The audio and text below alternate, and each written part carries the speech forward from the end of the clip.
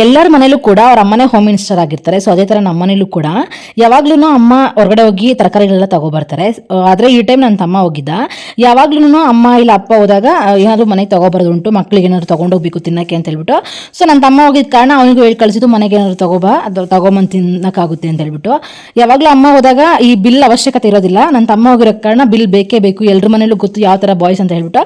So ಅದೇ ತರ ನನ್ನ ತಮ್ಮನ ಅಷ್ಟೇ ತುಂಬಾ ದುಡ್ಡು ಖರ್ಚು ಮಾಡ್ಕೊಂಡು ಹಾಳು ಮಾಡ್ಕೊ ಬರ್ತಾನೆ ಅಂತ ನಮ್ಮಮ್ಮ ಲೆಕ್ಕ ಎಲ್ಲ ನೋಡ್ಬಿಟ್ಟು ಮಿಕ್ಕಿರೋ ಕಾಸ್ತ 100 ರೂಪಾಯಿ ರಿಟರ್ನ್ ತಗೊಂಡಿದ್ದಾರೆ. ಕೊಟ್ಟಿರೋದು 500 ರೂಪಾಯಿ ತರಕಾರಿ ತಗೊಂಡು, ಮೊಟ್ಟೆ ಪಪ್ಸು ಎಲ್ಲ ತಗೊಂಡು ಎಲ್ರಿಗೂ 100 ರೂಪಾಯಿ ಮಿಗಿಲ್ಸ್ಕೊಂಡು ತಗೊಬಂದಿದ್ದಾನೆ. ಈ ತರಕಾರಿ ಎಲ್ಲ ಹೆಂಗ್ ಗೊತ್ತಾಗುತ್ತೆ ಅವನಿಗೆ ಅಂತ ಹೇಳಿದ್ರೆ, ಆಲ್ರೆಡಿ ಮೊಬೈಲಲ್ಲಿ ನೋಟ್ ಮಾಡ್ಕೊಂಡು ಹೋಗಿ ತಗೊಬಂದಿದ್ದಾನೆ. ಅಮ್ಮ ಎಲ್ಲ ಚೆಕ್ ಮಾಡ್ಬೇಕಂತ ಹೇಳಿ ತೆಗೆದು ಹಾಕಿ ಚೆಕ್ ಮಾಡ್ತಾ ಇದ್ದಾರೆ.